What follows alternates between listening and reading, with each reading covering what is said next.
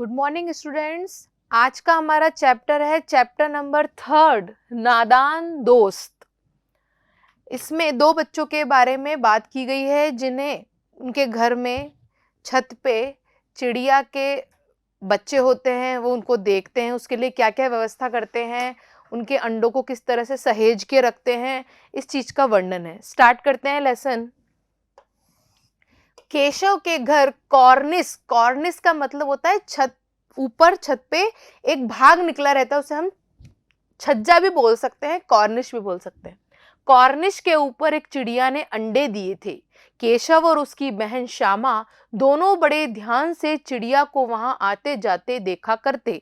सवेरे दोनों आंखें मलते कॉर्निस के सामने पहुंच जाते और चिड़िया दोनों को वहां बैठा पाते।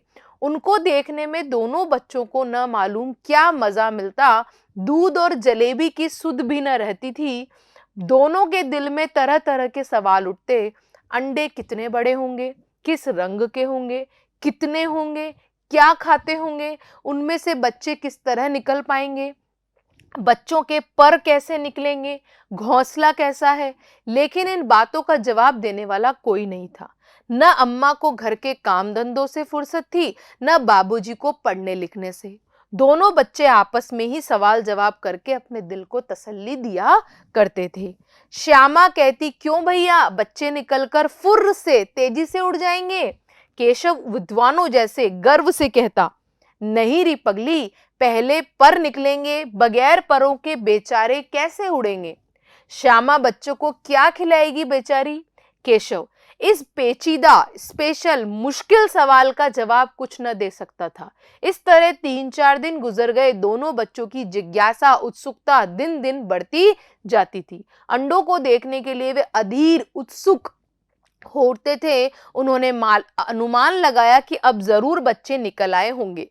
बच्चों के चारे का सवाल अब उनके सामने था। चारा यानी खाना।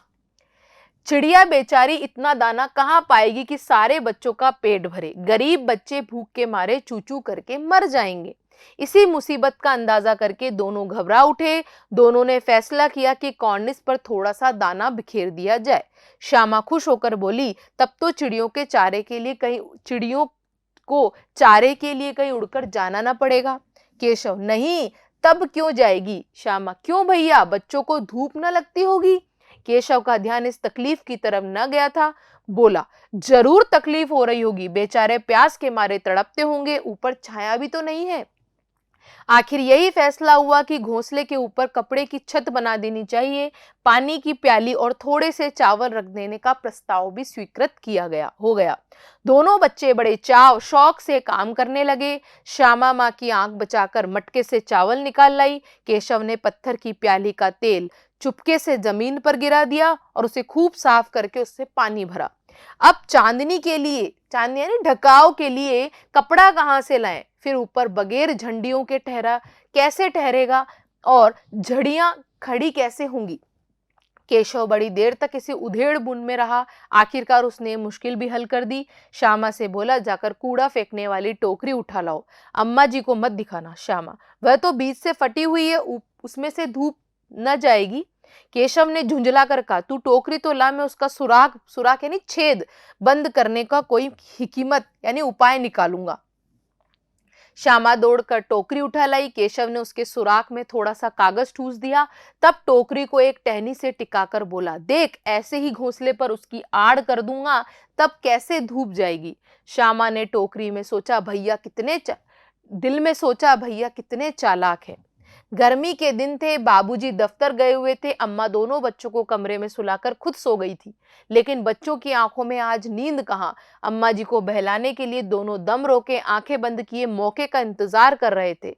जो ही मालूम हुआ कि अम्मा जी अच्छी तरह से सो गई, दोनों चुपके से उठे और बहुत धीरे से दरवाजे की सिटकनी खोलकर बाहर निकल आए। अंडों की हिफाजत, सुरक्षा की तैयारी होने लगी। केशव कमरे से एक स्टूल उठा लाया, लेकिन जब उससे काम न चला तो नहाने की चौकी लाकर स्टूल के नीचे रखी और डरते डरते स्टूल पर चढ़ा। श्यामा दोनों हाथों से स्टूल पकड़े हुए थी। स्टूल चारों टांगे बराबर न होने के कारण जिस तरफ ज्यादा दबाव हो रहा था जरा सा हिल जाता था। उस वक्त केशव को कितनी तकलीफ उठानी पड़ती थी यह उसी का दिल जानता था। दोनों हाथों से कॉर्निश को पकड़ लेता और श्यामा को धीमी आवाज से डांटता, अच्छी तरह पकड़ वरना उतरकर बहुत मारूंगा। मगर बेचारी श्यामा का दिल तो ऊपर कॉर्निश पर था। बार बार उसका ध्यान उधर चला जाता और हाथ ढीले पड़ जाते। केशव ने जो ही कॉर्निश पर हाथ रखा दोनों चिड़िया उड़ गई। केशव ने देखा कॉर्निश पर थोड़े तिनके बिछे हुए हैं और उन पर 3 अंडे पड़े हैं। जैसे घोंसले उसने पेड़ों पर देखे थे वैसा कोई घोंसला नहीं था। श्यामा ने नीचे से पूछा, कई बच्चे हैं भैया? केशव, 3 अंडे हैं, अभी बच्चे नहीं निकले। श्यामा, जरा हमें दिखा दो भैया कितने बड़े हैं। केशव, दिखा दूंगा, पहले जरा फटे पुराने टुकड़े चितड़े ले आ, नीचे बिछा दूं, बेचारे अंडे तिनकों पर पड़े हैं। श्यामा दौड़कर अपनी पुरानी धोती फाड़कर एक टुकड़ा लाई। केशव ने झुककर कपड़ा ले लिया, उसकी कई तह करके उसने एक गद्दी बनाई और उसे तिनकों पर बिछाकर तीनों अंडे धीरे से उस पर रख दिए। श्यामा ने फिर कहा, हमको भी दिखा दो भैया। केशव, दिखा दूंगा, पहले जरा वह टोकरी तो दे, ऊपर छाया कर दूं। श्यामा ने टोकरी नीचे से थमा दी और बोली, अब तुम उतर जाओ, मैं भी देखूं। केशव ने टोकरी को एक टहनी से टिकाकर कहा, जा दाना पानी की प्याली ले आ, मैं उतर आऊं तो तुम्हें दिखा दूंगा। श्यामा प्याली और चावल भी लाई। केशव ने टोकरी के नीचे दोनों चीजें रख दी और आहिस्ता धीरे से उतर आया। श्यामा ने गिड़गिड़ा कर कहा, अब हमको भी चढ़ा दो भैया। केशव, तू गिर पड़ेगी। श्यामा, न गिरूंगी भैया, तुम नीचे से पकड़े रहना। केशव, न भैया, कहीं तू गिरा पड़ी तो अम्मा जी मेरी चटनी ही कर डालेंगी, कहेगी कि तूने ही चढ़ाया था। क्या करेगी कहकर देखकर। अब अंडे बड़े आराम से है, जब बच्चे निकलेंगे तो उनको पालेंगे।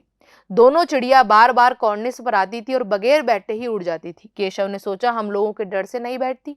स्कूल उठाकर कमरे में रख दिया, चौकी जहां थी वहां रख दी। श्यामा ने आंखों में आंसू भरकर कहा, तुमने मुझे नहीं दिखाया, मैं अम्मा जी से कह दूंगी। केशव, अम्मा जी से कहेगी तो बहुत मारूंगा, कहे देता हूँ। श्यामा, तो तुमने मुझे दिखाया क्यों नहीं?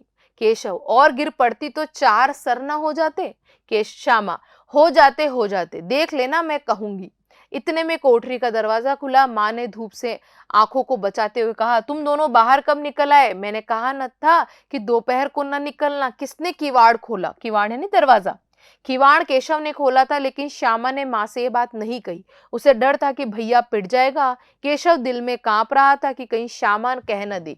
अंडे न दिखाए थे, इससे अब उसको श्यामा पर विश्वास न था।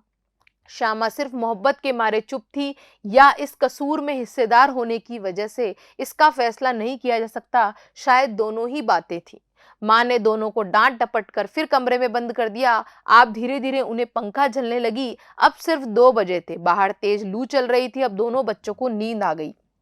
4 बजे एकाएक श्यामा की नींद खुली। किवाड़ खुले हुए थे। वह दौड़ी हुई कॉर्निस के पास आई, ऊपर की तरफ ताकने लगी। टोकरी का पता न था। संयोग से उसकी नजर नीचे गई। वह उल्टे पांव दौड़ती हुई कमरे में जाकर जोर से बोली, भैया अंडे तो नीचे पड़े हैं, बच्चे उड़ गए।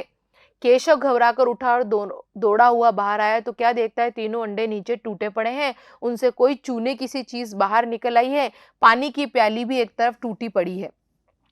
उसके चेहरे का रंग उड़ गया। सहमी हुई आंखों से जमीन की तरफ देखने लगा। श्यामा ने पूछा, बच्चे कहाँ उड़ गए भैया? केशव ने करुण स्वर में कहा, अंडे तो फूट गए। श्यामा, और बच्चे कहाँ गए? केशव, तेरे सर में, देखती नहीं है अंडों में से उजला उजला पानी निकल आया है, वही तो 2-4 दिनों में बच्चे बन जाते। माँ ने सोटी यानी डंडा हाथ में लिए हुए पूछा, तुम दोनों वहां धूप में क्या कर रहे हो? श्यामा ने कहा, अम्मा जी चिड़िया के अंडे टूटे पड़े हैं। माँ ने आकर टूटे हुए अंडों को देखा और गुस्से से बोली, तुम लोगों ने अंडों को छुआ होगा। अब तो श्यामा को भैया पर जरा भी तरस न आया। उसी ने शायद अंडों को इस तरह रख दिया था कि वह नीचे गिर पड़े। इसकी उसे सजा मिलनी चाहिए। बोली, इन्होंने अंडों को छेड़ा था अम्मा जी। माँ ने केशव से पूछा, क्यों रे? केशव भीगी भिल्ली डरा हुआ सा बना खड़ा रहा। माँ, तू वहां पहुंचा कैसे? श्यामा, चौकी पर स्टूल रखकर चढ़े अम्मा जी। केशव, तू स्टूल थामे नहीं खड़ी थी? श्यामा, तुम्ही ने तो कहा था। माँ, तू इतना बड़ा हुआ, तुझे अभी इतना भी नहीं हुआ कि छूने से चिड़ियों के अंडे गंदे हो जाते हैं, चिड़िया फिर उन्हें नहीं सहती है। श्यामा ने डरते डरते पूछा, तो क्या चिड़िया ने अंडे गिरा दिए अम्मा जी? माँ और क्या करती, केशव के सिर उसका पाप पड़ेगा। हाय हाय 3 जाने ले ली दुष्टनी। केशव ने रोनी सूरत बनाकर बोला, मैंने तो सिर्फ अंडों को गद्दी पर रख दिया था मामा जी। माँ को हंसी आई, मगर केशव को कई दिनों तक अपनी गलती पर अफसोस होता रहा। अंडों की हिफाजत करने के जोग यानी कोशिश में उसने उसका सत्यानाश खराब कर डाला। इसे याद कर वह कभी कभी रो पड़ता था। दोनों चिड़िया वहां फिर न दिखाई दी। इस तरह से लेसन कंप्लीट होता है। क्वेश्चन आंसर देखते हैं। अंडों के बारे में केशव व श्यामा के मन में किस तरह के सवाल उठते थे? वे आपस में ही सवाल जवाब करते अपने दिल को तसल्ली क्यों दिया करते थे? तो स्टार्टिंग में ही आंसर है इसका।